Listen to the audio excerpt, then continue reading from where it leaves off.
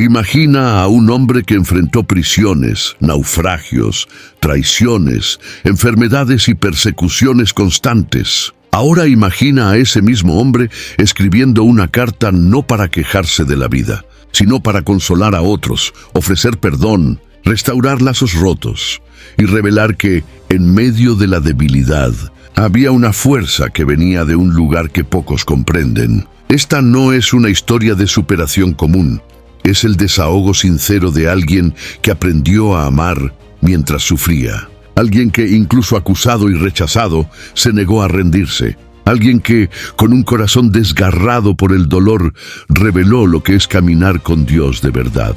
¿Qué había detrás de ese corazón tan quebrantado y por qué se negaba a endurecerse? Hay gente que lee esta carta de Pablo y ve teología. Otros, cuando leen, sienten como si estuvieran escuchando un desahogo escrito con lágrimas. Aquí cada línea pulsa con verdad, dolor y esperanza. Y si valoras reflexiones así, intensas, reales y con raíces profundas en la palabra, ya te inscribes aquí en el canal, porque es exactamente eso lo que vivimos y compartimos por aquí.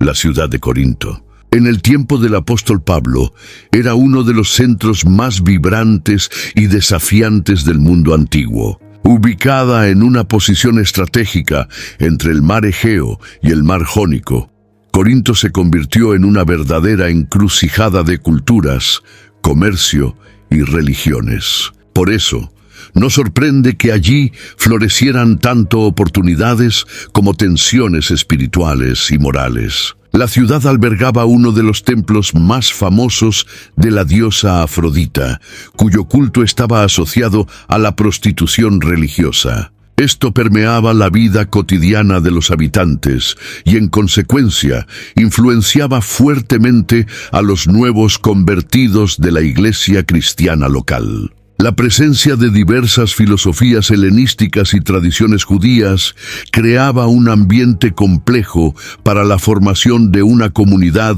basada en el Evangelio de Cristo.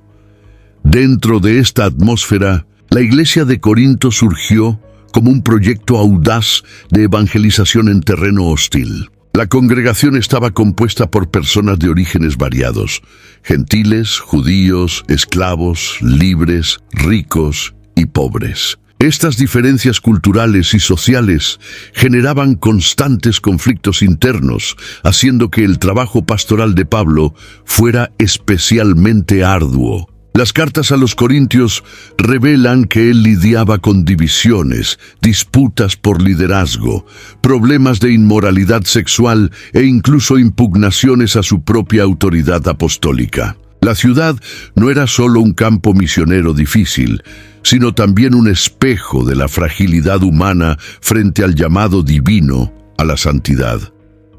La segunda carta a los corintios nace en medio de esta realidad turbulenta. No es una carta teórica, sino visceral, cargada de emoción, dolor, reconciliación y revelaciones espirituales profundas. A diferencia de la primera carta, que tiene un tono más correctivo y doctrinal, la segunda es profundamente personal. Pablo abre su corazón, expone sus heridas, comparte sus fracasos y reafirma su compromiso con un liderazgo moldeado por el sufrimiento y la gracia. El trasfondo de Corinto nos ayuda a comprender por qué.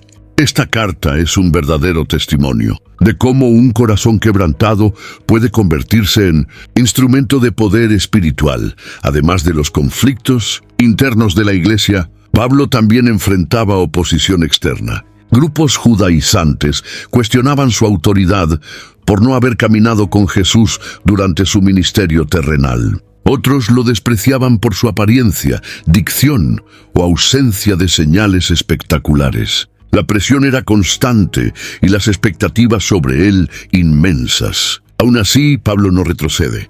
Escribe a los corintios con una mezcla de firmeza y ternura, como un padre que se niega a abandonar a sus hijos espirituales, incluso cuando ellos lo rechazan. Esta disposición de permanecer incluso herido es uno de los rasgos más marcantes de esta carta.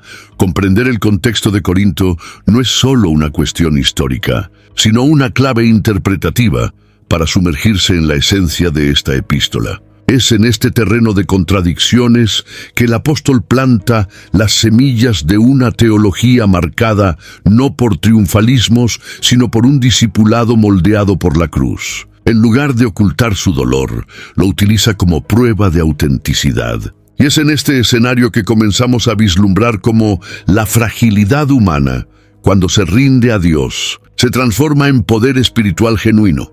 Al leer la segunda carta a los Corintios, se vuelve imposible ignorar el retrato humano de Pablo, un hombre vulnerable, profundamente herido, pero inquebrantablemente comprometido con el Evangelio.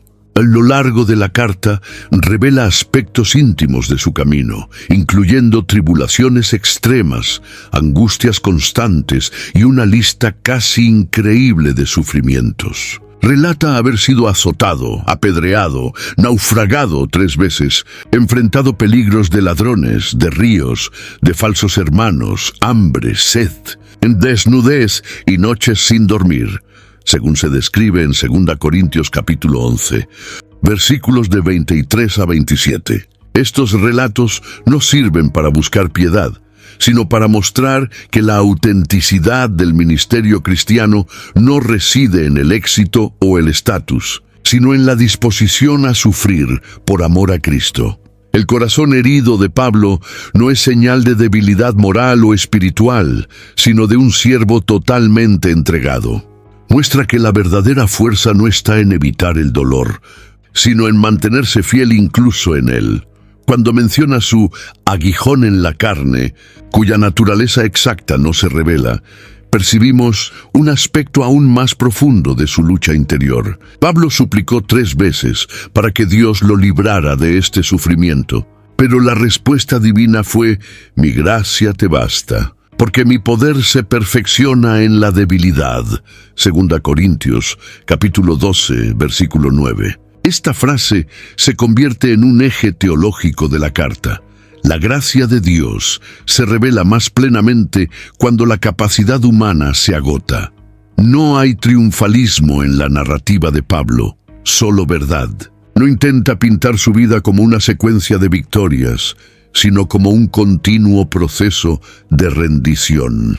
Este tipo de honestidad desconstruye la imagen romantizada del ministerio y pone de relieve un modelo realista, donde el dolor no solo existe, sino que tiene una función formativa. El apóstol nos invita a mirar más allá de la apariencia y ver que Dios, muchas veces, opera de manera más poderosa en medio de lo que el mundo considera un fracaso. El sufrimiento de Pablo también cumple un papel pedagógico para los corintios y, por extensión, para todos los cristianos. Se presenta como alguien que lleva en su cuerpo las marcas de Cristo, alguien que sufre para que otros sean edificados. Este principio de sustitución, de padecer por el bien ajeno, ecoa el propio Evangelio. El dolor de uno se transforma en consuelo para muchos. No solo anuncia el Evangelio, lo encarna. Al abrir su alma de manera tan cruda y profunda, Pablo nos enseña que un corazón herido puede ser el mayor canal de revelación divina. Su vulnerabilidad no lo convierte en menos apóstol, sino más cercano a Cristo. Y eso nos invita a revisar nuestros propios conceptos de fuerza, éxito y espiritualidad. El quebrantamiento, cuando se vive con fe, no es un obstáculo, sino un camino de profunda comunión con Dios. Desde los primeros versos de la carta, Pablo introduce una de las declaraciones más poderosas sobre el carácter de Dios. Él es el Padre de las misericordias y el Dios de toda consolación. Esta afirmación, presente en 2 Corintios capítulo 1, versículo 3, no es una frase decorativa, sino el testimonio de alguien que experimentó consuelo en medio del caos. Pablo escribe esto no en tiempos de tranquilidad, sino en medio de presiones tan intensas que llegó a desesperar hasta de la propia vida. Su consuelo no vino de cambios externos, sino de una presencia interior que sustentaba su alma. El tipo de consuelo que Pablo experimenta es activo, restaurador y desbordante. Él dice que Dios nos consuela en toda nuestra tribulación, para que también podamos consolar a los que estén en alguna tribulación. Hay aquí una cadena de solidaridad espiritual.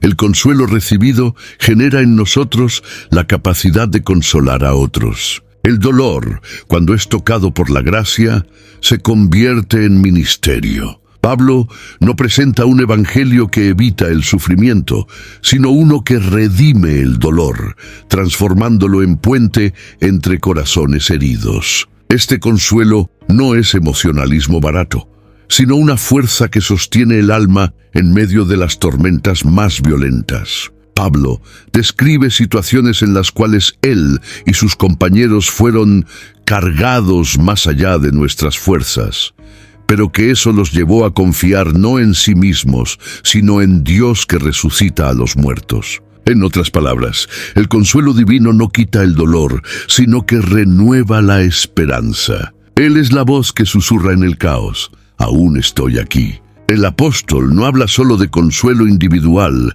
sino comunitario. Él agradece por las oraciones de los corintios, mostrando que el apoyo espiritual de la iglesia también es instrumento de Dios. Hay una teología del consuelo que pasa por la intercesión, por la empatía y por el apoyo mutuo. No se trata de una relación aislada con Dios, sino de una red de fe que ampara a quien sufre. Esto crea una cultura de cuidado dentro del cuerpo de Cristo, donde nadie camina solo. En un mundo que glorifica el éxito y esconde las lágrimas, el mensaje de Pablo en 2 Corintios es un antídoto poderoso. Nos enseña que el consuelo de Dios no elimina las heridas, sino que les da sentido. Y al hacerlo, transforma nuestras cicatrices en testimonios vivos de la fidelidad divina. El corazón que fue confortado se convierte inevitablemente en un canal de consuelo para otros. Hay algo curioso aquí. Pablo habla de consuelo en medio de la tribulación como si fuera algo común, casi natural. Pero para ti, ¿qué significa ser consolado por Dios en tiempos difíciles? Escribe ahí en los comentarios. Quiero saber cómo lo ves en tu caminar. En el corazón de la segunda carta a los Corintios, Pablo presenta un contraste audaz y profundamente teológico entre dos sistemas espirituales: la antigua alianza, firmada por medio de la ley mosaica, y la nueva alianza, establecida por la sangre de Cristo. Él habla de esto con claridad en 2 Corintios capítulo 3, donde afirma que la letra mata, pero el espíritu vivifica. Pablo no desrespecha la ley, sino que revela que su gloria era transitoria, mientras que la nueva alianza trae una gloria permanente que transforma al ser humano de dentro hacia afuera. El mensaje de Pablo es claro. El Evangelio no es solo un nuevo conjunto de reglas, sino una nueva vida operada por el Espíritu Santo. Esta transformación no ocurre más por imposición externa, como las tablas de piedra entregadas a Moisés, sino por una obra interior en el corazón humano. Pablo utiliza la imagen de Moisés cubriendo su rostro con un velo para ilustrar cómo la gloria de la antigua alianza era temporal y restringida. Ahora, en Cristo, el velo es removido, y todos los que contemplan la gloria del Señor son transformados de gloria en gloria. No es más una cuestión de cumplir normas para ser aceptado, sino de permitir que el Espíritu transforme la naturaleza del ser humano a partir del encuentro con Cristo. Esta nueva perspectiva rompe con cualquier intento de buscar justificación por las obras. Pablo, que antes era celoso por la ley, ahora comprende que la verdadera justicia viene por la fe. La nueva alianza no anula la santidad de Dios, sino que ofrece acceso a ella por medio de la gracia. La relación con Dios deja de basarse en miedo y culpa y pasa a basarse en amor y libertad. Y esta libertad no conduce a la libertinaje, sino a una nueva motivación: agradar a Dios por quien Él es y no para merecer su favor. Además, Pablo destaca que los ministros de esta nueva alianza no son meros ejecutores de mandamientos, sino siervos del Espíritu comprometidos en comunicar vida. No dependen de credenciales humanas, sino de la suficiencia que viene de Dios. La autoridad del ministerio cristiano Por lo tanto, no está en títulos o apariencias, sino en la autenticidad espiritual y en el fruto generado por el Espíritu Santo. Pablo reafirma que su misión no es señalar el pecado para condenar, sino revelar la gracia que redime. Esta revelación cambia completamente la forma en que nos acercamos a Dios. La antigua alianza exigía pureza para acercarse a Él. La nueva invita al pecador arrepentido a venir como está, porque la purificación ahora es operada por Cristo. Y a medida que esta conciencia se profundiza, un corazón quebrantado se rinde no por imposición, sino por amor. Esta es la fuerza de la nueva alianza, una transformación duradera que nace del Espíritu y no de la letra de la ley. Uno de los temas más punzantes de la carta es el compromiso de Pablo con la transparencia. En medio de un contexto donde falsos maestros se promovían con discursos seductores y apariencia de piedad, Pablo toma un camino totalmente diferente.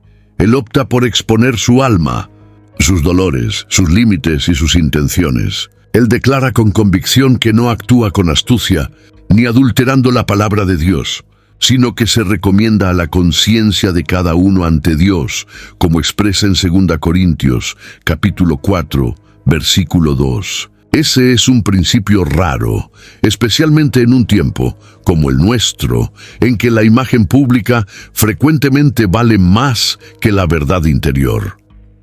La sinceridad de Pablo no es una táctica de marketing espiritual, sino un estilo de vida fundamentado en la integridad. Él sabía que muchos esperaban líderes que ostentaran éxito, autoridad visible y dominio retórico. En lugar de eso, él presenta un liderazgo marcado por la humildad, el sufrimiento y la autenticidad.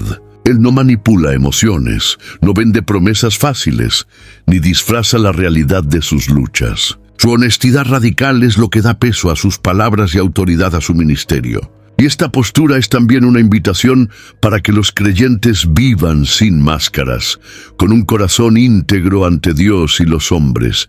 Esta forma de liderar, sin embargo, costaba caro. La vulnerabilidad de Pablo lo convertía en blanco de críticas, rechazo e incluso desprecio por parte de algunos que esperaban de él una postura más triunfalista. Pero él prefiere la verdad dolorosa a la aceptación superficial. Y con eso enseña algo profundo. Ministerio sin verdad es teatro. Sin sinceridad es manipulación. Pablo rompe con este patrón y nos muestra que Dios se agrada de vasos que, aún rotos, no esconden sus grietas. La postura sincera de Pablo no solo valida su ministerio, sino que también edifica la iglesia. Al ver a un líder que no finge ser perfecto, los corintios son alentados a no esconder sus propias debilidades. Esto crea una comunidad más saludable, menos religiosa en el sentido superficial y más real en su caminar con Dios. La sinceridad de un líder abre espacio para la sanación de los liderados. Pablo no exigía perfección sino autenticidad. Y eso era un reflejo directo de aquello que él mismo practicaba. En tiempos en los que muchos aún confunden espiritualidad con performance, el testimonio de Pablo en 2 Corintios es un grito por un regreso a la esencia, un llamado para que los ministerios sean construidos no sobre carisma, sino sobre carácter, no sobre apariencia, sino sobre la verdad. Y esta verdad, cuando es habitada con humildad, tiene el poder de tocar los corazones más endurecidos y restaurar vidas profundamente heridas. El punto más profundo de la teología paulina en 2 Corintios puede ser encontrado en el aparente paradoja que él presenta.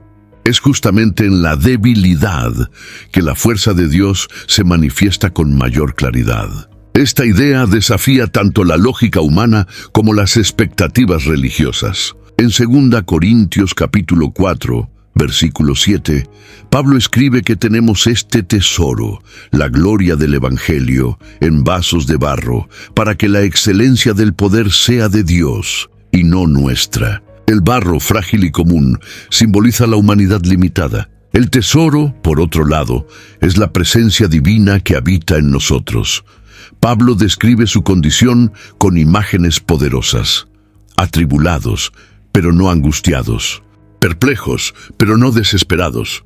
Perseguidos, pero no desamparados. Abatidos, pero no destruidos. Cada contraste revela que, aun cuando las circunstancias lo empujan al fondo, hay algo dentro de él, el Espíritu de Dios, que lo sostiene. El punto no es negar el dolor, sino mostrar que éste no tiene la palabra final. Y es justamente ahí donde la gloria se manifiesta, cuando todo se derrumba, y aún así hay luz. Esta perspectiva lo cambia todo. Mientras el mundo valora fuerza aparente, poder visible y logros tangibles, Pablo apunta hacia un otro tipo de fuerza, aquella que nace de la rendición. La fuerza que reconoce su dependencia de Dios y no tiene vergüenza de admitir debilidades. Él no está tratando de parecer fuerte, está diciendo, soy débil, pero es en este preciso punto donde la gracia opera. Esta confesión no lo disminuye. Lo califica como instrumento en las manos de Dios.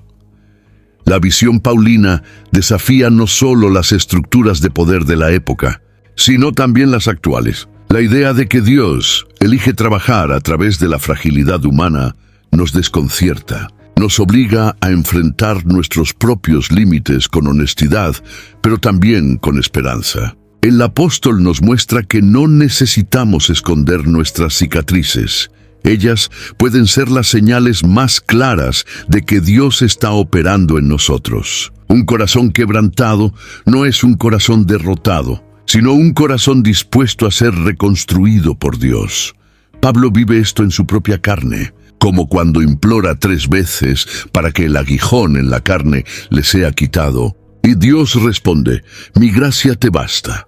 Esta respuesta redefine lo que significa ser fuerte. La fuerza, a la luz del Evangelio, no es ausencia de debilidad, sino permanencia en la fe a pesar de ella. Y cuando entendemos esto, la vida cristiana deja de ser una búsqueda por el rendimiento y se convierte en un viaje de confianza y rendición. En medio de los dolores y enfrentamientos que permea la carta, Pablo introduce un tema que palpita con esperanza y renovación, el ministerio de la reconciliación. Él declara con claridad que Dios estaba en Cristo reconciliando consigo el mundo y confió a nosotros esa misma misión, como está en 2 Corintios capítulo 5, versículos 18 a 20. Esta no es solo una doctrina, sino una profunda convocatoria espiritual. La reconciliación con Dios genera una nueva identidad y con ella un nuevo propósito. La gracia que nos alcanza también nos transforma en instrumentos de reconexión entre cielos y tierra, entre hombres y Dios, y entre hermanos en la fe.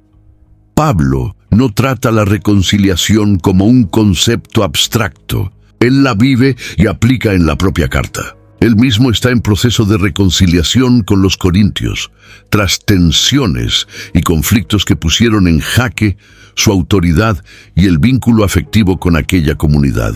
En vez de romper o retaliar, él escribe con lágrimas, busca restaurar la comunión e invita a los hermanos a abrir de nuevo el corazón para él.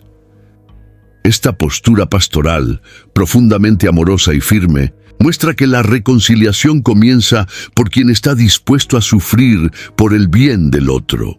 Pero la reconciliación propuesta por Pablo va más allá de restaurar relaciones interpersonales. Ella alcanza la raíz de la alienación humana en relación al Creador. Él afirma que en Cristo somos hechos nuevas criaturas. Las cosas viejas ya pasaron, todo se hizo nuevo. Esta nueva creación no es resultado de esfuerzo humano, sino de un acto divino que cambia nuestra naturaleza espiritual. Cuando somos reconciliados con Dios, dejamos de ser enemigos y nos convertimos en hijos. Y como hijos, somos llamados a reflejar este mismo movimiento de restauración en nuestros vínculos con el prójimo. El proceso de reconciliación exige humildad, arrepentimiento y verdad. No hay espacio para superficialidad cuando el objetivo es restaurar aquello que fue herido. Pablo enseña que la reconciliación no niega el pecado, sino que lo enfrenta con seriedad y al mismo tiempo ofrece perdón. Él no encubre errores, sino que los confronta con espíritu de amor y corrección. Esto nos recuerda que la paz verdadera no proviene de la ausencia de conflictos, sino del coraje de enfrentarlos con madurez espiritual y deseo sincero de sanación. El llamado de Pablo resuena hasta hoy.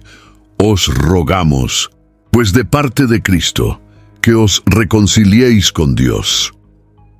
Esta súplica muestra que el Evangelio no es solo un mensaje de salvación futura, sino una propuesta de restauración presente. Un corazón quebrantado es el suelo donde la reconciliación florece. Quien ya ha sido perdonado por Dios se convierte en alguien que perdona con generosidad. Y a medida que este ciclo se repite, comunidades enteras pueden ser sanadas por medio de un amor que vence heridas, orgullo y división. La carta a los Corintios nos presenta una paradoja que a primera vista parece ilógica. Pablo afirma estar rebosante de alegría en medio de la aflicción. En 2 Corintios capítulo 7, versículo 4 dice: «Estoy lleno de consuelo, rebosando de alegría en toda nuestra tribulación». ¿Cómo es posible experimentar alegría genuina en un contexto de dolor y oposición? La respuesta de Pablo no está en un optimismo forzado, sino en una percepción profunda de la presencia de Dios y del valor eterno de lo que se está construyendo. Su alegría no nace de la ausencia de problemas, sino de la certeza de que, incluso en el sufrimiento, Dios está operando algo precioso. La alegría de Pablo tiene raíces espirituales, no emocionales. Él experimenta esta alegría al ver frutos de arrepentimiento, cambio y restauración en la iglesia de Corinto. Al mencionar la visita de Tito y el relato que él trajo sobre el arrepentimiento de los corintios, Pablo se llena de consuelo. Él no ignora las heridas, sino que celebra los signos de vida espiritual. Esto muestra que la alegría cristiana está profundamente conectada a la transformación de vidas y al progreso del Evangelio, incluso cuando las circunstancias externas son hostiles. Este tipo de alegría es una resistencia espiritual. Es un acto de fe ante la desesperanza. Pablo muestra que cuando el corazón está firme en Dios, el dolor no tiene poder para sofocar la alegría interior. El Espíritu Santo, como él escribe en otras cartas, es quien produce frutos como el gozo, incluso en ambientes áridos. Esta alegría no anula el llanto, sino que lo transforma en adoración. Ella no ignora el sufrimiento, sino que declara que hay un bien mayor siendo generado a través de él. Además, la alegría de Pablo también revela su madurez emocional. Él es capaz de sentir profundamente, sin dejarse dominar por las circunstancias. Él llora, pero no se rinde al desespero. Él siente la presión, pero no pierde la perspectiva. Esta postura es fruto de un corazón entrenado por la oración, alimentado por la palabra y sustentado por la comunión con el Espíritu. No se trata de insensibilidad, sino de una visión espiritual que ve más allá del momento presente. Este testimonio es vital para nosotros hoy.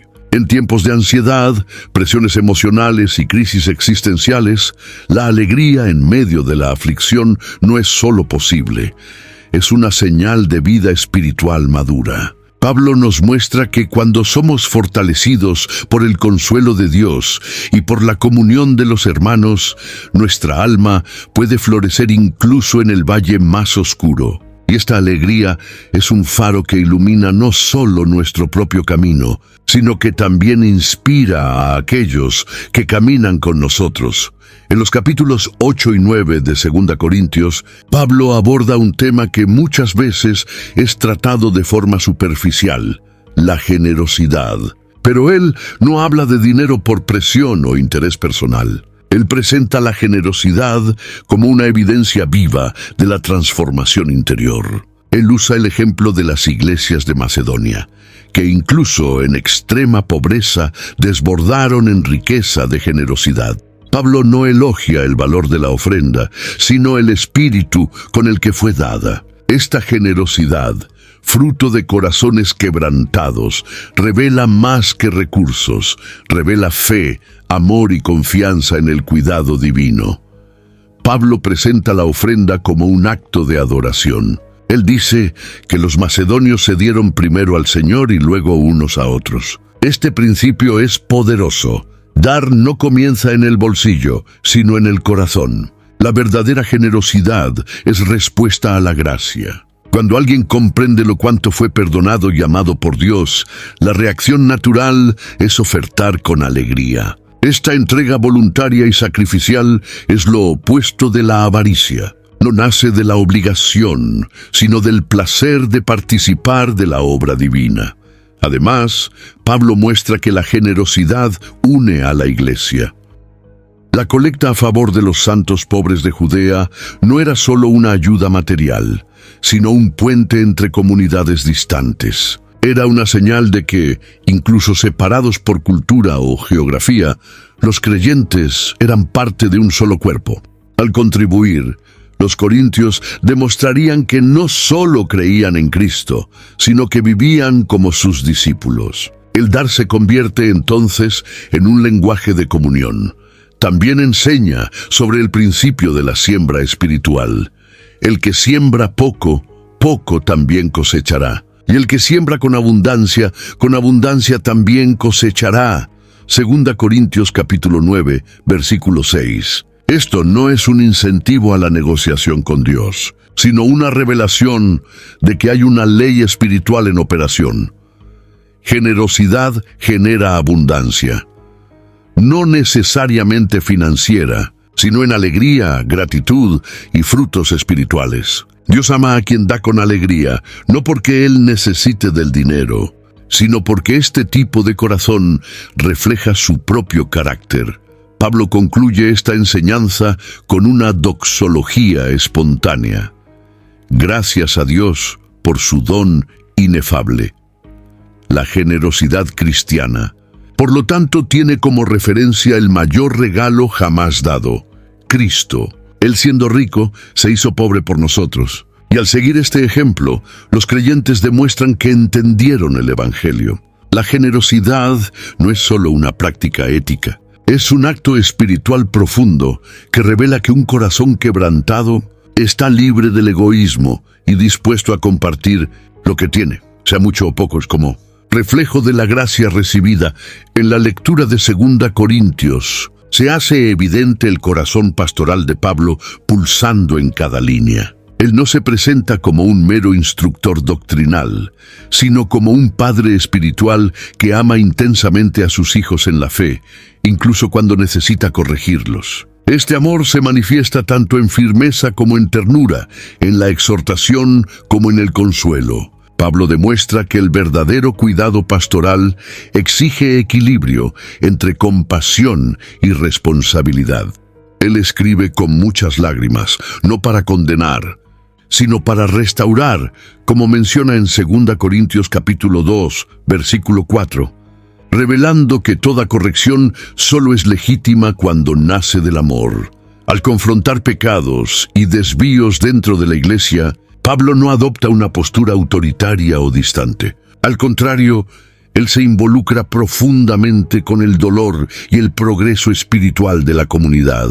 Él sufre con los pecados de los corintios y se alegra con cada señal de arrepentimiento. Cuando orienta a perdonar y consolar a alguien que había sido disciplinado, él revela la sabiduría de quien entiende que la disciplina debe tener como objetivo la restauración y no la exclusión. El liderazgo de Pablo no se apoya en el control, sino en el servicio. Este celo pastoral también se refleja en su constante vigilancia espiritual. Pablo está atento a los peligros que rodean la iglesia, como las falsas enseñanzas, las divisiones internas y la tentación de vivir conforme a los estándares del mundo. Pero al mismo tiempo, él es paciente con los procesos de madurez de los creyentes. Él reconoce que no todos están en el mismo estadio de la fe, y por eso actúa como quien desea ver a Cristo siendo plenamente formado en cada uno. Su pasión es ver una iglesia sana, firme en la verdad, pero también llena de gracia y misericordia.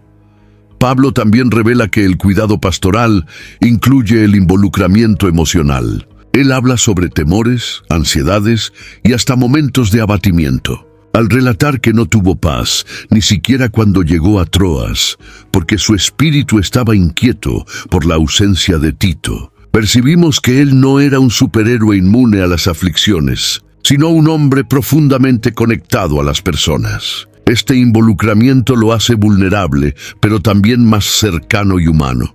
El amor pastoral de Pablo no es mecánico. Le importa de verdad. Esta dimensión del cuidado es un ejemplo poderoso para el liderazgo cristiano contemporáneo. En un tiempo en que muchas relaciones pastorales están marcadas por formalidad o jerarquía fría, Pablo nos invita a un pastoreo relacional, sincero y sacrificial. El amor verdadero no se limita a palabras suaves. Confronta cuando es necesario, disciplina con propósito, consola con presencia y ora con fervor. Este es el tipo de liderazgo que no solo guía, sino que transforma, porque nace de un corazón que antes que nada fue quebrantado y moldeado por el amor de Dios.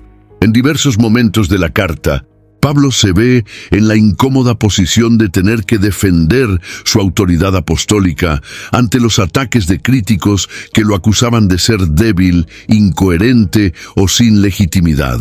Estos opositores, que se presentaban como superapóstoles, valoraban carisma, elocuencia y señales externas de poder. Pablo, por su parte, presenta su autoridad no con arrogancia, sino con humildad y verdad.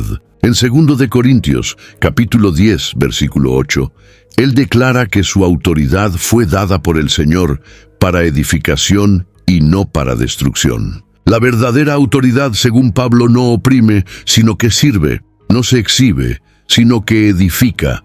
El apóstol deja claro que no necesita cartas de recomendación, pues los propios corintios son su carta viva, escrita por el Espíritu en el corazón. Él no se exalta con títulos o hechos extraordinarios, sino que apunta hacia los frutos de su trabajo y hacia la aprobación de Dios.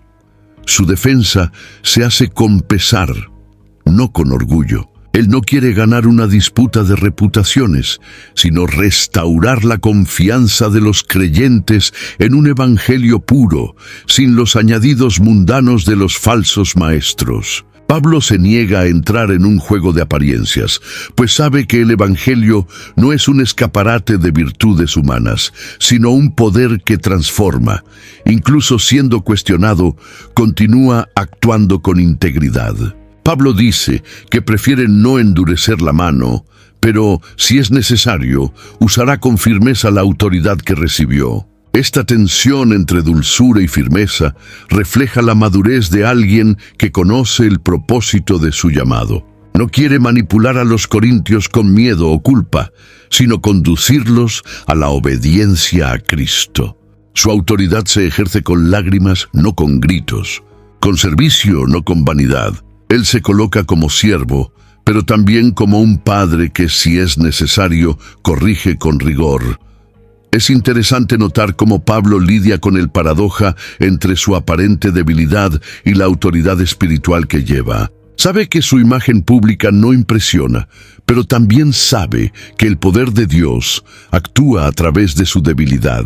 Esto desmonta la idea de que los líderes espirituales necesitan ser imponentes o carismáticos para ser efectivos. Pablo nos recuerda que la verdadera autoridad no proviene de diplomas o influencia social, sino de la aprobación de Dios y del compromiso con la verdad. Este modelo de autoridad es urgentemente necesario hoy. En un tiempo en que muchos confunden liderazgo con dominación e influencia con espiritualidad, Pablo nos invita a volver a la esencia del llamado cristiano. Un líder, a la luz del Evangelio, es alguien que se vacía de sí mismo para que Cristo sea formado en los demás. La autoridad, cuando se ejerce con humildad y verdad, no necesita imponerse, se reconoce por sus frutos. Y esa es la autoridad que permanece. El apóstol Pablo alerta con seriedad sobre los peligros que rondaban la iglesia en Corinto, provenientes principalmente de la actuación de falsos maestros. Estos hombres, revestidos de apariencia piadosa, distorsionaban el evangelio y minaban la fe de los más débiles con discursos engañosos y motivaciones egoístas. En 2 de Corintios capítulo 11, versículo 13, Pablo los llama falsos apóstoles, obreros fraudulentos, transformándose en apóstoles de Cristo. Él muestra que no basta con parecer espiritual, es preciso estar verdaderamente comprometido con la verdad de Dios. La apariencia puede engañar, pero el fruto revela la raíz. Estos falsos líderes criticaban a Pablo por su falta de elocuencia y por no cobrar por sus servicios, insinuando que no tenía valor. Creaban divisiones y manipulaban la fe con discursos que exaltaban el ego humano y desviaban el foco de la cruz. Pablo, por otro lado, rechazaba cualquier forma de manipulación espiritual. Se negaba a comerciar con la palabra y prefería trabajar con sus propias manos a depender de ofrendas que comprometieran su libertad de predicar. Su integridad contrastaba con la vanidad de los engañadores. La astucia de estos falsos maestros era sutil. Utilizaban un lenguaje espiritual, citaban las Escrituras y se presentaban como defensores de la verdad. Pero en el fondo buscaban prestigio, influencia y lucro. Pablo nos enseña que la mayor arma contra este tipo de engaño es el discernimiento espiritual, alimentado por una vida de oración, estudio de la palabra y comunión con el Espíritu Santo.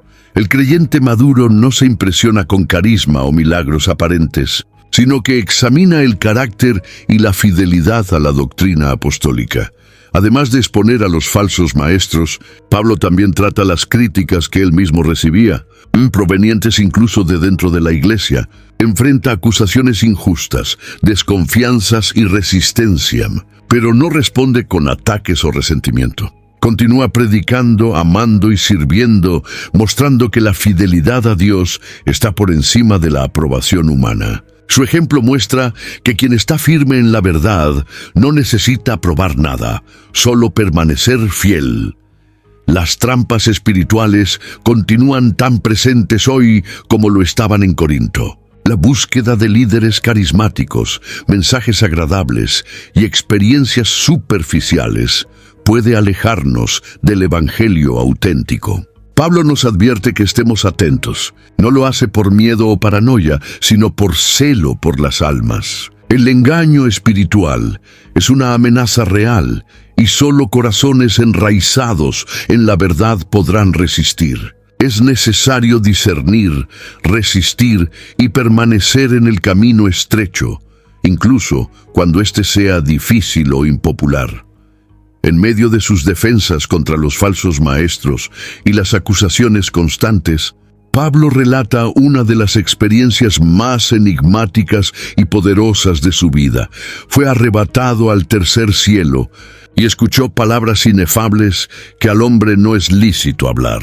Esa revelación, descrita en 2 Corintios capítulo 12, versículos de 1 a 4, no se usa como autopromoción, sino como ilustración de un paradoja espiritual. A pesar de vivir algo tan sobrenatural, Pablo confiesa que le fue dado un espino en la carne para que no se exaltara. La espiritualidad auténtica para él no está en experiencias extraordinarias, sino en la dependencia continua de la gracia de Dios.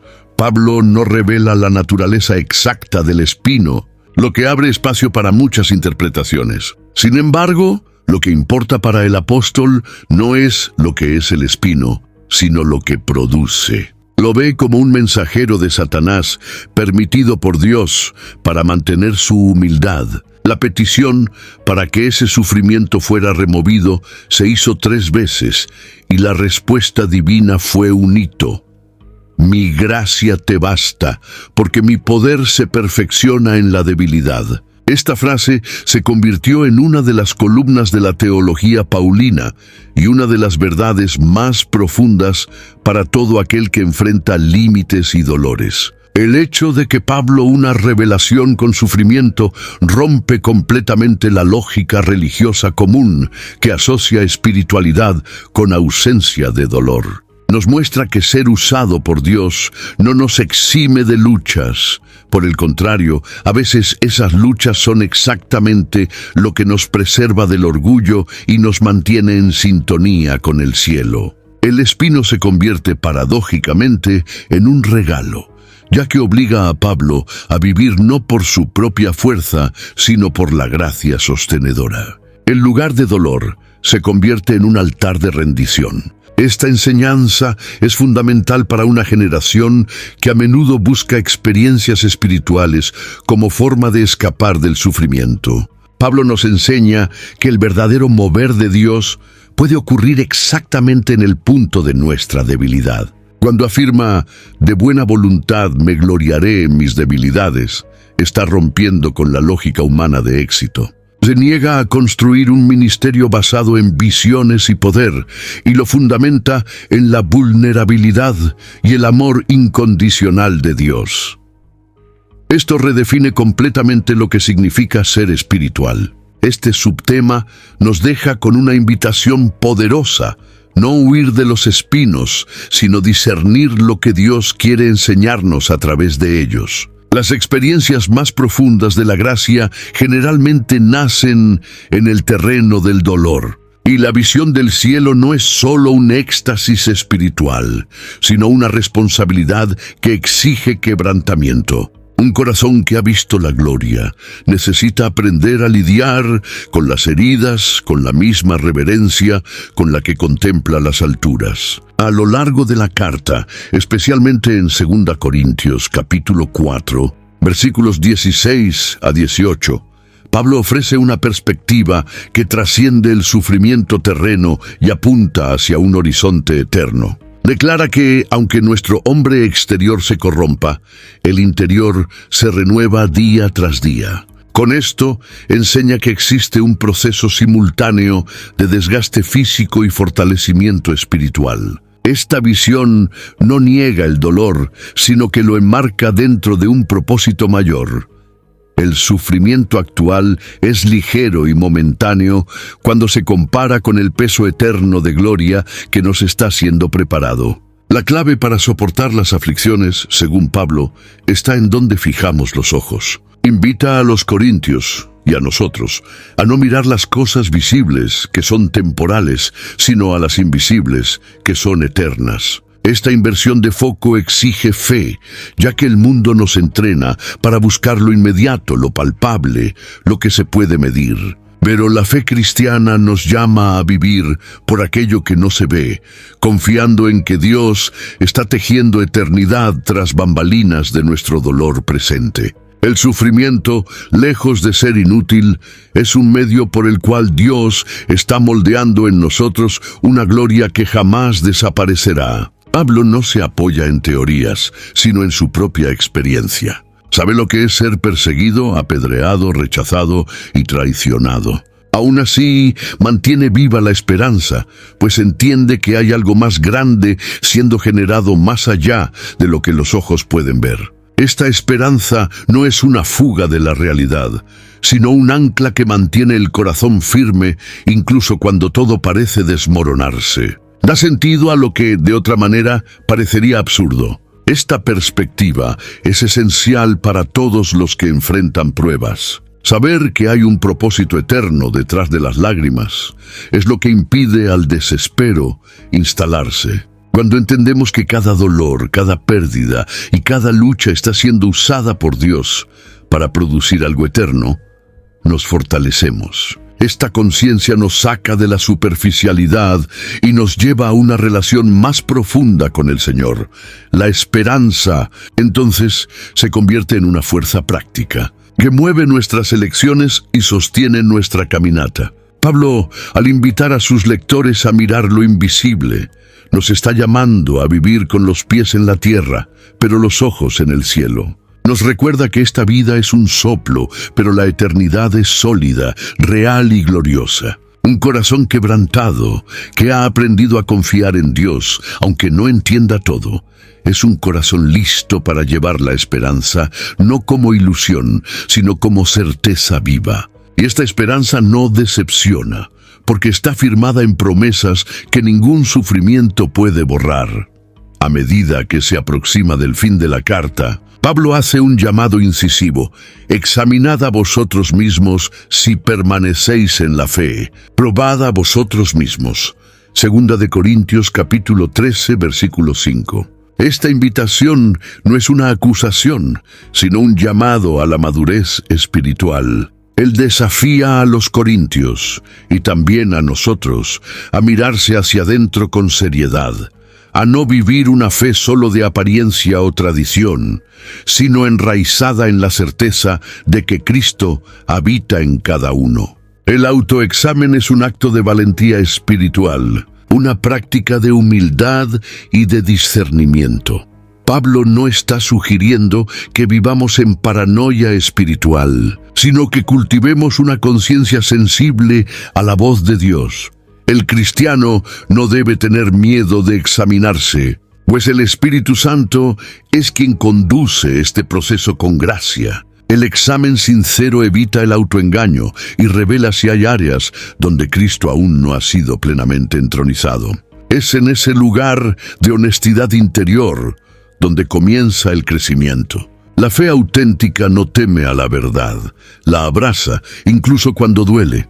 Este llamado también deconstruye cualquier tipo de espiritualidad colectiva sin compromiso personal. Estar en la iglesia, escuchar predicaciones y participar en actividades religiosas no son garantías de que se está en la fe. Pablo nos enseña que es posible estar rodeado de señales exteriores de religiosidad y aún así estar distante de la presencia de Cristo. La convicción personal de la fe va más allá de sentimientos y circunstancias. Se manifiesta en transformación continua, frutos visibles y una vida alineada a la voluntad de Dios. El autoexamen también nos protege contra la hipocresía y la superficialidad. Impide que vivamos de apariencias y nos invita a la autenticidad. Un corazón que se examina regularmente es más sensible a la corrección, más abierto al arrepentimiento y más dispuesto a cambiar. Esta postura no genera culpa, sino libertad, pues nos lleva constantemente de vuelta a la cruz, el lugar donde toda condenación es vencida y la gracia nos reinicia, día tras día. Este subtema nos conduce a un punto de decisión. No basta con conocer la teología o admirar las enseñanzas de Pablo. Es necesario aplicarlas en la intimidad de nuestra vida espiritual. Un corazón quebrantado es aquel que no huye del espejo de la verdad. Y al mirarse a la luz de la palabra, ese corazón encuentra no acusación, sino la oportunidad de renovación. El examen sincero no nos aleja de Dios, nos acerca, porque solo quien reconoce sus fallas puede experimentar el poder de la gracia que restaura. En los versículos finales de la carta, Pablo cierra su exhortación con una bendición memorable: la gracia del Señor Jesucristo, el amor de Dios y la comunión del Espíritu Santo sean con todos vosotros. Segunda de Corintios capítulo 13, versículo 14. Esta tríada resume toda la jornada espiritual propuesta a lo largo de la carta. Una jornada donde la gracia sostiene, el amor restaura y el Espíritu une. El énfasis en la comunión del Espíritu Santo no es solo una formalidad litúrgica, sino una clave poderosa para la salud y la unidad de la Iglesia. Es a través del Espíritu que los corazones están conectados, los dones son distribuidos y la misión es fortalecida.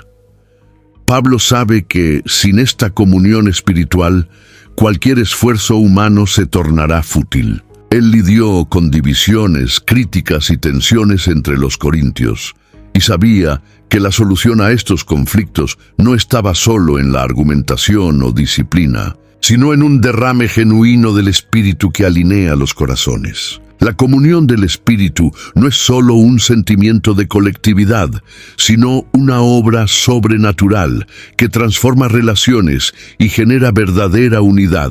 Cuando el Espíritu opera libremente, Él rompe muros, sana heridas y construye puentes entre los diferentes.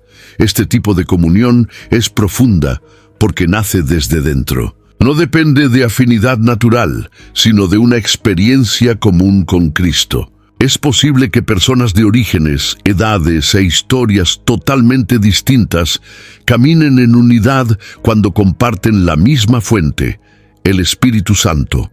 Él crea una nueva cultura dentro de la comunidad de fe, marcada por humildad, perdón, servicio y mutualidad. La iglesia deja de ser un lugar de reunión para convertirse en un organismo vivo, donde cada miembro sirve al otro con alegría. Pablo nos invita a desear y cultivar esta comunión, y esto comienza con un corazón sensible, rendido a la presencia de Dios. El Espíritu Santo no impone comunión. Él la inspira y capacita, pero espera corazones dispuestos. Un corazón quebrantado es más apto para escuchar, ceder y soportar al otro en amor. Por eso la comunión del Espíritu no es una consecuencia automática de la fe, sino un don que necesita ser cultivado con celo e intencionalidad. Esta bendición final no solo cierra la carta, abre un camino hacia el futuro. La comunión del Espíritu es lo que sostiene a la Iglesia en medio de los desafíos, lo que fortalece la fe en tiempos difíciles y lo que hace visible el Evangelio en la vida comunitaria. No es algo que se ve, sino algo que se siente, una atmósfera donde habita el mismo Dios. Y donde está el Espíritu, hay libertad, restauración y verdadera unidad. A lo largo de la carta, Pablo no separa el mundo espiritual de lo cotidiano. Al contrario, insiste en que la fe debe traducirse en una vida íntegra, santa y coherente. Exhorta a los corintios a purificarse de toda inmundicia de la carne y del espíritu, perfeccionando la santidad en el temor de Dios. 2 Corintios, capítulo 7, versículo 1. Este llamado a la santidad no viene como una carga moralista, sino como una respuesta amorosa a un Dios que nos acogió y nos llamó a vivir en comunión con Él. La santidad no es aislamiento, sino separación para un propósito mayor. Pablo reconoce que la ciudad de Corinto ofrecía un ambiente especialmente desafiante para quienes querían vivir una vida santa. La cultura de la inmoralidad, del egoísmo y de la religiosidad superficial estaba presente en todos los rincones. Por eso, convoca a los cristianos a no conformarse al patrón que les rodea, sino a dejarse transformar por la presencia de Dios.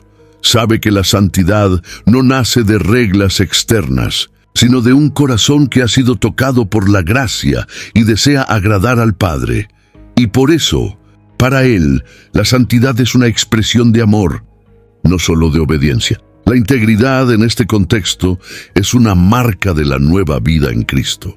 Pablo quiere que los creyentes sean los mismos en público y en lo íntimo, coherentes en la palabra y en la conducta, verdaderos en las relaciones y transparentes en el ministerio. Denuncia a aquellos que viven de apariencias, que hablan en nombre de Dios, pero actúan con segundas intenciones. La integridad, para él, es la luz que brilla en las tinieblas y la credibilidad que sostiene el testimonio cristiano. También es una protección contra las trampas del enemigo y una señal de madurez espiritual. Este llamado es tan necesario hoy como lo era en aquel tiempo. En una cultura donde todo es relativo y la verdad puede ser negociada, Pablo nos llama a vivir de manera santa e íntegra, no por orgullo moral, sino por amor al Dios que nos santificó. La santidad nos libera de la esclavitud del pecado y nos conduce a una vida abundante.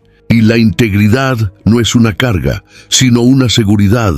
Nos permite caminar con la conciencia limpia y con autoridad ante Dios y los hombres. La santidad y la integridad son frutos de un corazón quebrantado. Son expresiones de quienes entendieron que fueron comprados por un alto precio y ahora desean vivir para glorificar a aquel que los salvó. No se trata de perfección, sino de entrega constante. Es esta vida rendida y sincera la que revela al mundo que la gracia de Dios no solo perdona, sino que transforma. Y cuando la transformación es visible, el Evangelio deja de ser solo un mensaje y se convierte en un testimonio vivo. Al terminar la lectura de esta carta, es imposible no percibir que el verdadero protagonista de 2 Corintios no es Pablo, ni los corintios, sino el Dios que actúa a través de corazones quebrantados. Toda la narrativa gira en torno a cómo la debilidad humana, cuando se entrega a Dios, se transforma en canal de revelación, poder y transformación. El corazón herido de Pablo, sus luchas internas, su sinceridad brutal y su perseverancia no son señales de fracaso, sino marcas de un hombre que hizo de su vulnerabilidad un altar para la acción divina. Este es el legado vivo de la carta, mostrar que Dios elige vasijas de barro y no de oro para llevar su tesoro. Mostrar que el quebrantamiento no es el fin, sino el inicio de una caminata donde la gracia se convierte en más que teoría, se convierte en sustento, dirección e identidad. Pablo no escribe como un héroe distante, sino como alguien que sangra con sus propias cartas. Y al hacer esto, nos acerca a un evangelio real, que toca las heridas y no se avergüenza del dolor. Esta carta sigue siendo necesaria porque seguimos viviendo en contextos como el de Corinto. Sociedades confusas, iglesias en crisis, líderes cuestionados, corazones divididos. Y ante esto, la propuesta de Pablo no es otra sino la de volver al Evangelio, que es fuerza en la debilidad, consuelo en la tribulación, reconciliación en el conflicto. El ministerio que nace del quebrantamiento no busca fama, sino frutos. No busca aplausos, sino redención. Es silencioso, firme y profundamente transformador. Hoy más que nunca, la Iglesia necesita de líderes como Pablo. No perfectos, sino sinceros. No invulnerables, sino entregados. No dominantes, sino siervos. Hombres y mujeres que sepan llorar, pero también levantarse. Que acepten el dolor, pero no se rindan al cinismo. Que lleven el Evangelio no solo en los labios, sino en las marcas del corazón. El mundo no será tocado por discursos brillantes, sino por vidas reales que reflejan la gloria de Dios en medio de sus grietas. El legado de 2 Corintios nos desafía a no huir de la debilidad, sino a encontrar en ella un lugar de encuentro con Dios. Un corazón quebrantado no es solo un campo de dolor, también es un suelo fértil donde el Espíritu Santo planta ministerios, cura relaciones y revela la gloria que transforma lo ordinario en eterno. Este es el llamado que permanece, rendirse, confiar y caminar. Porque como Pablo descubrió, cuando somos débiles, entonces es que somos fuertes. Ya sabes cómo es. La vida enseña, pero la fe revela. Y cuando un corazón ha pasado por muchas cosas, reconoce cuando algo es de verdad. Si esta carta habló contigo de una manera en que pocas lo hacen, comparte este video con quienes también llevan marcas, comenta aquí lo que más te tocó y quédate con nosotros. Hay mucho más palabra por vivir juntos. Aquí lo que más te tocó y quédate con nosotros. Hay mucho más palabra por vivir juntos.